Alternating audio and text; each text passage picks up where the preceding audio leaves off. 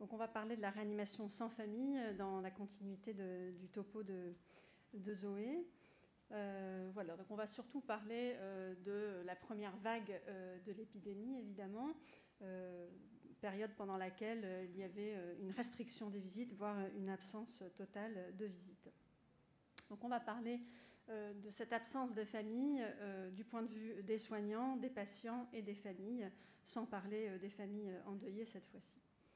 Donc en ce qui concerne les soignants, d'abord je voudrais juste dire que, on vient d'en parler en fait, c'est que les équipes ont essayé de faire sens dans une réalité complexe, c'est-à-dire qu'elles se sont retrouvées prises entre le risque sanitaire, les décisions politiques, institutionnelles, et puis le désespoir des proches. Et puis il a fallu faire avec tout ça. Et les équipes, finalement, se sont débrouillées du mieux qu'elles pouvaient en tentant de combiner des logiques qui n'étaient pas toujours en accord les unes avec les autres. Et puis l'enjeu, ça a été de proposer une approche qui avait du sens à la fois pour les équipes et pour les familles. Et dans nos travaux, on a vu que parfois les décisions de l'équipe étaient un peu contestées par une partie des soignants qui avaient le sentiment d'être contraints de mal faire leur travail puisque les familles n'étaient pas là. Donc, dans une enquête qu'on a réalisée pendant la première vague de l'épidémie auprès des soignants de réanimation, on avait montré que la moitié présentait des symptômes d'anxiété, 30% des symptômes de dépression et 32% de dissociation péritraumatique. Et on avait montré aussi que 42% des soignants déclaraient avoir été le témoin de décisions de l'acte prises trop rapidement.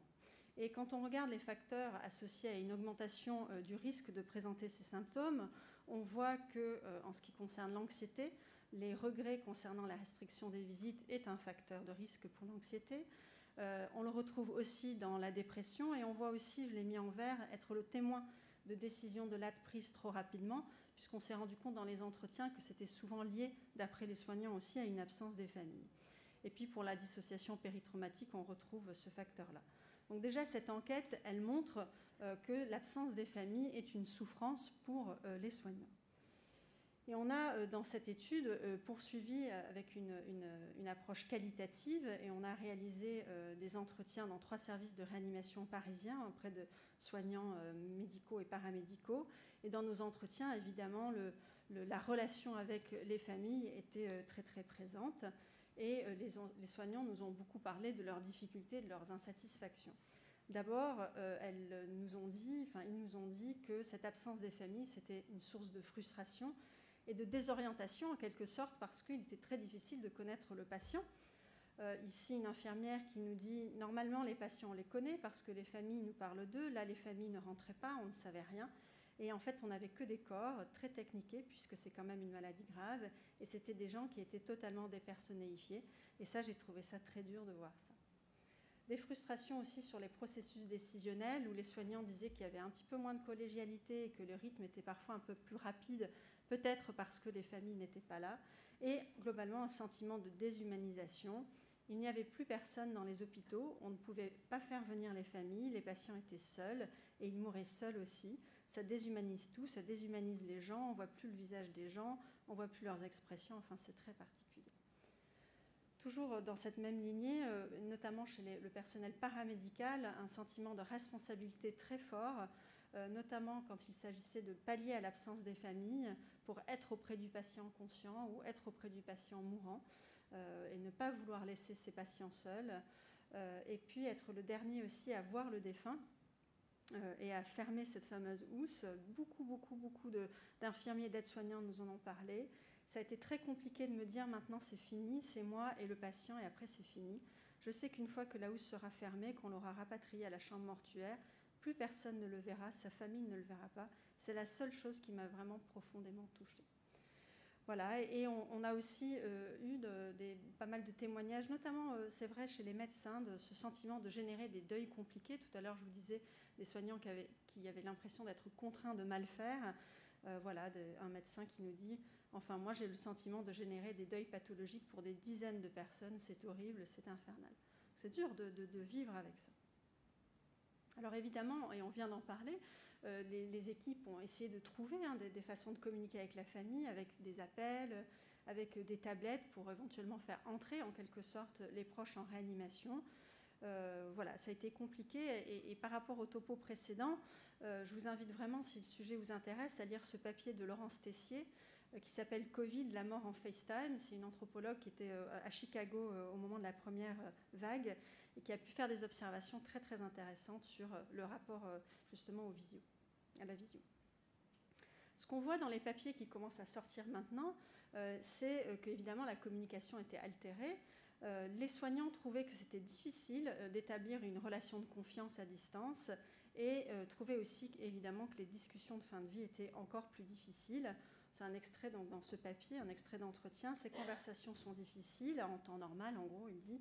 Voilà, alors si vous enlevez la possibilité de vous asseoir avec la famille pour discuter de ces choses, c'est encore plus difficile. Et puis finalement, ce qui manque, c'est ce contact, cette relation humaine.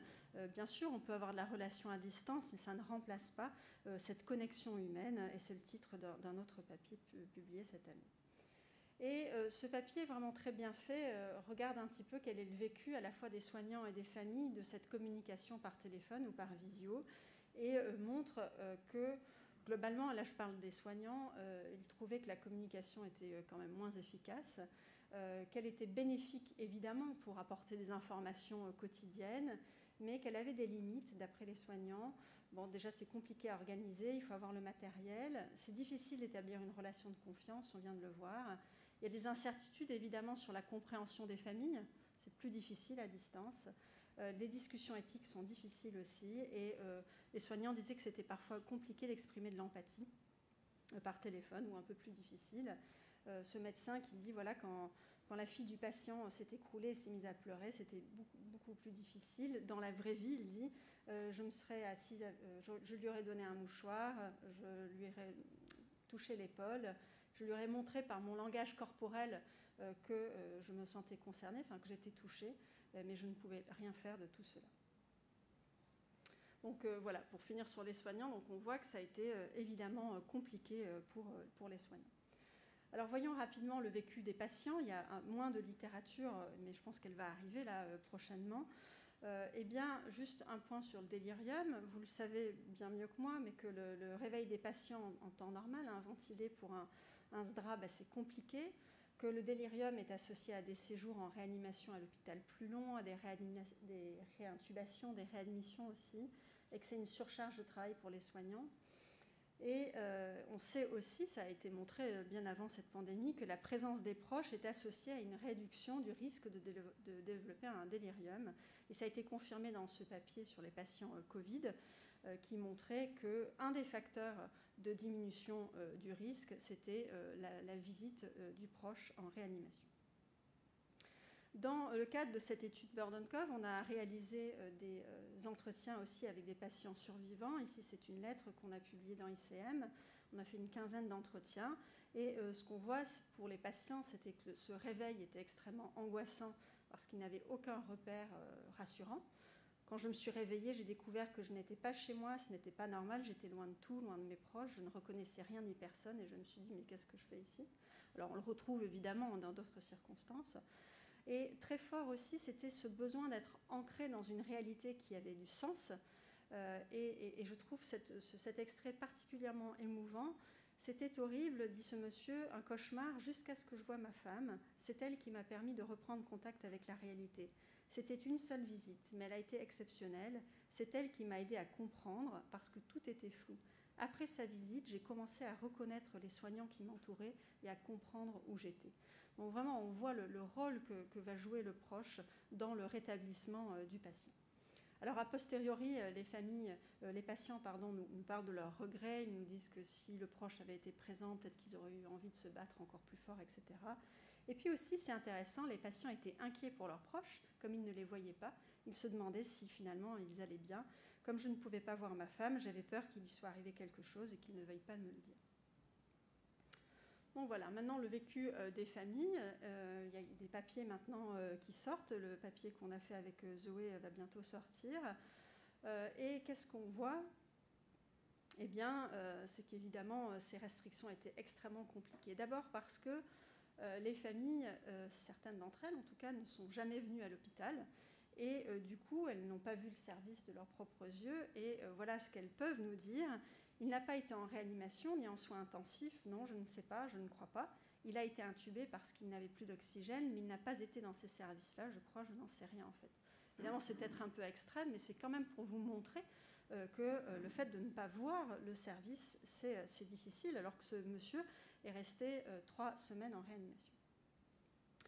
Alors aussi l'impossibilité de jouer un rôle auprès du patient avec un sentiment d'impuissance très fort et l'absence du toucher d'une relation normale.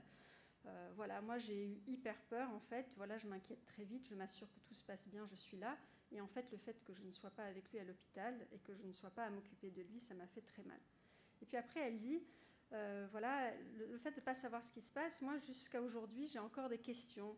Est-ce qu'ils se sont vraiment bien occupés de lui? Est-ce qu'ils ont tout fait? Est-ce qu'ils ne l'ont pas délaissé? Voilà, il y a quelques... Voilà, elle dit, j'ai plein de questions dans ma tête parce que je n'ai pas pu voir. Et on parlait de confiance tout à l'heure, et je pense que globalement les familles avaient confiance, c'est pas ça, mais il y avait des doutes, il y avait des questions, et tant qu'on ne voyait pas ce qui se passait, c'était compliqué. Et puis c'est difficile de comprendre l'information à distance quand on ne contextualise pas, ça rejoint la première idée. Puis c'est difficile de gérer l'espoir aussi, parce qu'on ne voit pas le patient, on ne voit pas dans quel état il est, si c'est vraiment grave, moins grave, etc. On sait aussi, ça a été montré en pédiatrie, que parfois imaginer le patient, c'est plus douloureux que de le voir réellement. Et cette dame nous dit, au départ, ça a été terrible de ne pas pouvoir y aller. J'avais peur pour elle, je ne connaissais personne là-bas. Je ne savais pas comment était le service. Avec tout ce qu'on voyait à la télévision, j'imaginais des couloirs pleins de lits, des soignants pressés, des patients seuls. Ça m'a fait tellement du bien d'y aller. J'ai compris qu'elle comptait, que je pouvais leur faire confiance. Je trouve que là aussi, c'est des mots très très forts. Et puis enfin, la visio, on vient d'en parler. Il y a quelques papiers qui sortent là et qui montrent que c'est une expérience quand même ambiguë, c'est difficile. Alors là, je reprends des extraits dans le papier de Chen. Donc, c'était pas forcément une expérience positive ou agréable. Tout le monde m'a dit ça ira beaucoup mieux quand tu l'auras vu, mais je n'ai pas trouvé que c'était un réconfort en fait. Puis cette autre personne qui dit, en fait, ça n'aide pas quand on voit le patient juste dormir, je résume, mais qu'il ne parle pas, qu'il n'a pas les yeux ouverts. Finalement, on ne sait pas vraiment comment il va et on reste avec cette inquiétude. Puis on voit dans d'autres papiers, ici plutôt sur des familles endeuillées, mais voilà, cette ambiguïté, je pense que c'est très intéressant à étudier. Mais il y a quand même eu, évidemment, des expériences positives et vraiment ce qui a aidé les familles, c'est un système de communication structuré avec un cadre. Vraiment dans les services où on a dit aux familles on vous appelle à telle heure et qu'ils respectaient, c'était très bien vécu. Cette dame dit en fait je l'attendais ce moment, j'attendais 11h, je me rappelle le médecin, une dame formidable qui m'appelait tous les jours à l'heure, à 11h, elle était précise, à 11h, hop, le téléphone sonnait et déjà au début elle me demandait comment j'allais moi. Et après elle me disait bon bien votre mari, on fait ça, il est comme ça et tout. Donc vraiment, c'était très important et les familles qui n'ont pas bénéficié de ce cadre-là en ont pas mal souffert. Évidemment, elles avaient besoin d'informations claires. Elles avaient besoin, on le voit dans cet extrait, qu'aussi l'équipe se soucie d'eux en fait. Même s'ils ne se connaissaient pas bien, ils avaient vraiment envie d'une relation. Et puis l'empathie, le paraverbal, tout ce qu'exprime le ton de la voix, etc. Les familles étaient très sensibles à ça, évidemment, au téléphone. Alors pour terminer, comment anticiper? Je pense que déjà on a beaucoup appris de la première vague, puis de la deuxième, puis ce qui s'est passé un peu à l'étranger. Ce qu'on a compris, c'est que clairement, cette pandémie est venue confirmer tout ce qu'on avait appris au cours de ces 20 dernières années sur les familles en réanimation. C'est que vraiment les familles ont une place réelle en réanimation, que c'est important pour elles bien sûr, mais pour les soignants aussi et les patients. Et qu'il est très important d'autoriser des visites régulières, bien sûr sans doute avec des restrictions, etc. Mais on ne peut pas simplement interdire les visites, on l'a appris avec l'expérience. Voilà, il faut une continuité, c'est très important. Et il y a vraiment des papiers maintenant de recommandations qui sortent et qui sont celui-là, et je le trouve particulièrement bien écrit, voilà, qui nous permettent d'anticiper si on est confronté dans le futur à d'autres pandémies de ce type. Merci.